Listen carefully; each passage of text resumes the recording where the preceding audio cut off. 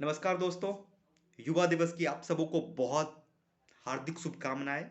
और मैं उम्मीद करूंगा कि स्वामी विवेकानंद जी जो सपना देखे थे युवा के लिए और जो उन्होंने सोचा था कि भारत का युवा ऐसा होना चाहिए, हम सब आज नकल उस रास्ते पे आगे बढ़ेंगे। मुझे नहीं पता कि हम बन पाएंगे या नहीं बन पाएंगे। वो जैसा सोचते थे, जैसा युवा होना चाहिए, वैसा हम बन पाएंगे या नहीं, मुझे नहीं पता है ये बात। लेकिन हम उस रास्ते पे चल सकते हैं। आज मैं थोड़ा कुछ बताऊंगा आपको। और वो क्या बताऊंगा, सबसे पहले स्वामी विवेकानंद जी कौन थे। अगर मुझसे पूछा जाए तो मैं कहूंगा कि वो मेरे लिए भगवान थे। भगवान है और भगवान रहेंगे। वो एक पावर थे। लाइक पावर, जिसको पावर कहते हैं, बॉक्स ऑफ एनर्जी कह सकते हैं। ठीक है ना। तो उनके बारे में बहुत सारी चीज बातें हैं जो कि गूगल पे अवेलेबल है, हर जगह अवेलेबल है, तो वो पढ़ सकते हो। मैं वो नहीं कहूंगा। उनका जन्म जन्म उनका जर्नी, ये हर जगह तुम्हें मिल जाएगा। मैं जो बात कहूंगा वो थोड़ा सा अलग होगा। मैं कुछ उनकी कोर वैल्यू के बारे में बात करूंगा। लाइक हम सभी युवा हैं, ठीक ना। युवा की अपनी एक पहचान होती है, युवा की एक अलग पहचान होती है। उसके पास ऊर्जा का भंडार होता है। हमारे पास ऊर्जा का भंडार है, लेकिन हम उस ऊर्जा के बारे में जानते तक नहीं है। एक बात हमेशा याद रखना, जो मैं जानता हूं, जो मुझे लगता है कि हम परफेक्ट नहीं हो सकते हैं। परफेक्ट बहुत कम लोग होते हैं। हम लोगों में से कोई परफेक्ट नहीं है, ठीक ना। लेकिन हम परफेक्शन की तरफ जा सकते हैं। समस्या कहां पे आ रही है?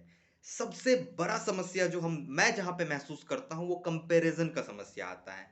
हम खुद को बहुत ज्यादा कमजोर मान लिए हैं, बहुत ज्यादा कमजोर मान लिए हैं। कैसे? मैं उसके बारे में बता रहा हूं। जैसे अगर कोई स्टूडेंट किसी बहुत अच्छे कॉलेज में पढ़ रहा है, तुम बहुत अच्छे कॉलेज में नहीं पढ़ रहे हो, तुम कंपेयर करोगे, तुम अपने आप को कमजोर मान लेते हो।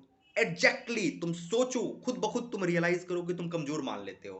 लाइक अगर कोई बहुत अच्छे कॉलेज में पढ़ रहा है और तुम दूसरे कॉलेज में पढ़ रहे हो जो कि बहुत अच्छा नहीं है, तो तुम अपने आप को बिल्कुल कमजोर मान के तुम बोलोगे अरे यार मैं तो रेस में हूं ही नहीं, तुम बिल्कुल अपने आप को साइड कर लोगे।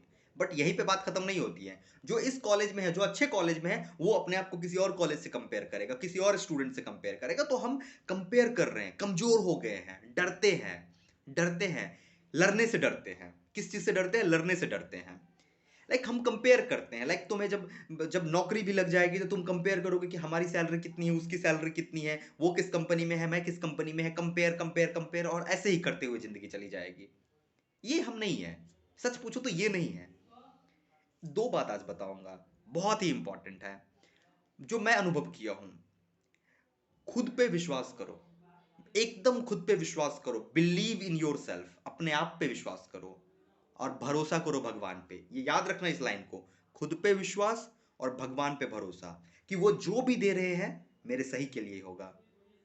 वो जो भी दे रहे हैं वो मेरे सही के लिए ही दिया जा रहा है। तो खुद पे विश्वास और भगवान पे भरोसा होके रास्ते रास्ते बन जाएंगे। सपने देखो, कोई दिक्कत नहीं है। कितना भी बड़ा होगा, नहीं पूरा होगा, अरे यार नहीं पूरा होगा तो क्या हो जाएगा? नहीं होगा तो नहीं होगा। सपने देखेंगे बिल गेट्स बनने का, नहीं बन पाएंगे, नहीं बन पाएंगे, तो क्या हो जाएगा? बिल गेट्स आके हमको बोलेगा कह रहे तुम मेरा सपना देख रहा था, तुम मेरा बनने का, लेगा बना कि नहीं बना? ऐसा तो नहीं होगा। नहीं ना हो सकता है ऐसा।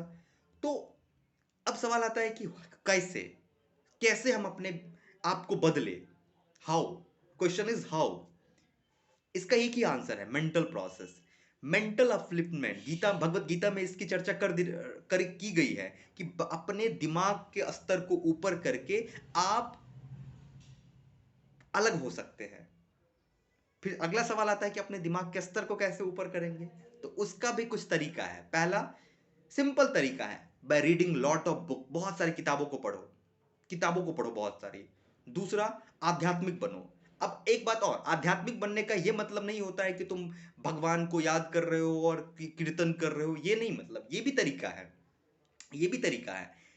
स्वामी विवेकानंद जी तीन रास्ता बताए थे, ठीक ना। सत, चित और आनंद। त्रिशूल का तीन होता है, सत, चित और आनंद। सत का मतलब होता है कि तुम अपने आप को परमात्मा से कनेक्ट करने की कोशिश कर रहे हो। मतलब परमात्मा के को खोज रहे हो, ये हुआ सत। चित मतलब होता है कि तुम खुद को खोज रहे हो। कहा गया कि खुद की खोज में निकल, तू किस लिए हताश है, तू चल, तेरे वजूद को, समय को भी तेरे वजूद की तलाश है। इस तरीके का पोएम है। तो खुद की खोज में निकल, इसका मतलब चित्त। सत मतलब हुआ कि परमात्मा को तुम ढूंढ रहे हो। चित मतलब तुम खुद को ढूंढ रहे हो। और आनंद का मतलब होता है कि तुम कोई एक इमेज लिए हो, लाइक तुमने एक मूर्ति बनाया या कुछ बनाया और उसको देख के तुम मग्न हो गए हो, ध्यान मग्न हो गए हो। तो इन तीनों रास्ते पे से किसी भी एक रास्ते पे चल के हम एक एक्सट्रीम एनर्जी को महसूस कर सकते हैं। यही हुआ अध्यात्म। अध्यात्म का मतलब होता है प्यूरिफाई योर माइंड, अपने दिमाग को प्यूरिफाई करना। अध्यात्म का मतलब ये नहीं होता है कि तुम साधु बन रहे हो, अपने दिमाग को प्यूरिफाई कर रहे हो। और दिमाग एक मशीन है, जिसको जितना ज्यादा प्यूरिफाई करेंगे उतना ज्यादा सही होगा। लेकिन आजकल क्या है, आजकल क्या है, हम कंज्यूमर बन गए हैं। Instagram, YouTube, 1 GB 2 GB data बस लगे हुए हैं। ऐसे तो नहीं हो सकता है। तुम्हें नौकरी मिल जाएगी, जिंदगी बीत जाएगी, लेकिन स्वामी जी को नहीं समझ पाओगे। मैं रिक्वेस्ट करता हूं सबसे, प्लीज स्वामी जी को समझने की कोशिश करना। एक ऐसे इंसान को जरूर समझने की कोशिश करना जिनके पॉकेट में पैसा नहीं था और वो निकल गए विश्व यात्रा पे, विश्व भ्रमण पे निकल गए। 4 साल तक भटके विश्व भ्रमण में, तब जाके उन्होंने ख्याति प्राप्त की। भटकते भटकते भटकते ख्याति प्राप्त की। तुम्हारे पास पोटेंशियल है, तुम घर से बाहर निकलो, बाहर निकलो। उन्होंने कहा उठो जागो और तब तक चलते रहो जब तक लक्ष्य प्राप्त ना हो जाए। तो पहले लक्ष्य तो निकाल लो। एक बात कही गई है कि तुमको पहले लक्ष्य प्राप्त करने के लिए निकलना पड़ेगा। दो चीज है, या तो तुम लक्ष्य बना लो तब घर से निकलो, और अगर लक्ष्य नहीं बन रहा है तब घर से निकल जाओ। जब जैसे जैसे लक्ष्य मिलते जाएगा आगे बढ़ते जाएंगे। ये दोनों तरीका है। बहुत लोगों को ये नहीं पता होगा कि उसको जीवन में क्या करना है। तुम आगे बढ़ना शुरू कर दो, छोटे छोटे लक्ष्य बना के आगे बढ़ेंगे। आज ये करना है, अभी कॉलेज में है तो कॉलेज को कैसे अच्छे से यूटिलाइज करेंगे ये सीखेंगे। कॉलेज के बाद निकलेंगे तो नौकरी लेना है, नौकरी कैसे लेंगे वो सोचेंगे। उसके बाद आगे क्या करना है, उसके बाद आगे क्या करना है। स्लो स्लो स्लो स्लो, चैरेवती चैरेवती, चलते चलो चलते चलो। तो स्वामी जी को हम नमन करते हैं और मैं चाहता हूं कि हम सभी उनके विचारों को समझें। Thank you guys.